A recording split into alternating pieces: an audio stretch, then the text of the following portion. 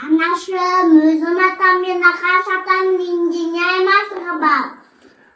Өз атаңның үйі, ол әкең өскене қызым. Ал нағашы атаңның үйі, ол ана өскене. Біздің еші кімдің тұрғаны үй болады. Біздің үй, сен ежеткен кезде сен өскен үй болады. Онда мен өзім өскенде мәңгілік тұрлан бола ма? Әлбетте болмайды қызым. Неге? Себебі сені ата-анаң мәңгілік асырай алмайды қызым.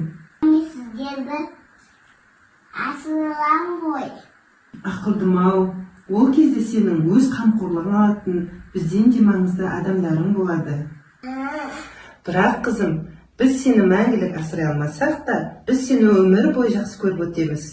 Екеумізді мәңгі жақсы көріп. Не тұрасың ба? Біз істейік. Бәс, қара тас, алдарғанның басы тас.